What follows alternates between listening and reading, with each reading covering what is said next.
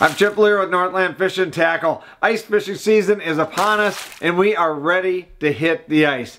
Or are we? And that's what I want to talk to you about today is tackle selection and deciding what to bring when is an actual, it's a pretty sizable decision every day that we go ice fishing. And one of the tricks that I've learned is one that I've learned from tournament anglers fishing the National Walleye Tour and competitive events across North America my entire career. And that is getting your hot box, taking your best baits for whatever particular situation that you're in and narrowing it down just to those baits. You know what, we all, especially myself, I love tackle. I am a junkie, right? I got lots of tackle. But you can't take all of it everywhere you go. So the first thing I do is realize that if I'm going out by ATV, sled, or snowmobile, I can carry and utilize a slightly bigger tackle box. Early ice fishing season that's just upon us right now, I want to limit something actually relatively small. It could be down to something that I can put inside the pockets, because I'm going to be walking out maybe quite a ways, and I want to make myself as light and mobile as possible, or it could be a combination thereof.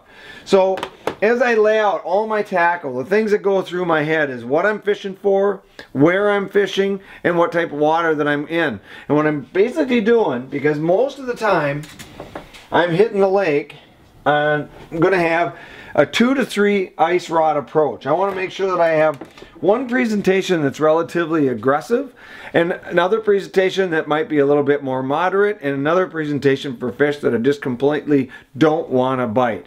So, and sometimes if I got to narrow that down to 2 rods, it'll be something that's aggressive and something that's for negative or neutral fish. So fast presentations include things like lipless crankbaits like this, or maybe it's a large spoon like this, or it could be something bigger and bulkier, or puppet minnows that swim, baits that get out and around and make contact with fish.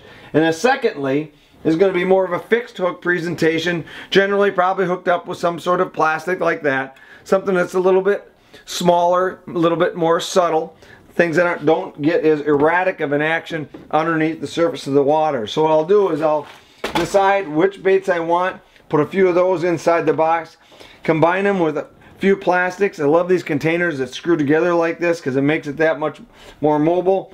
Grab a couple of my favorite baits for the color of the type of water that I'm fishing, bright or natural colors. Take those, put them in my pockets.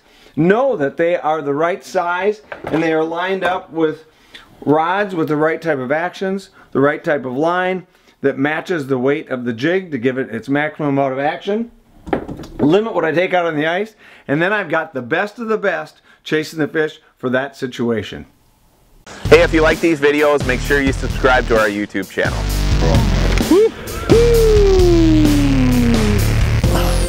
There we go. Now that's what I'm talking about, baby. Big old walleyes. Look at that right there.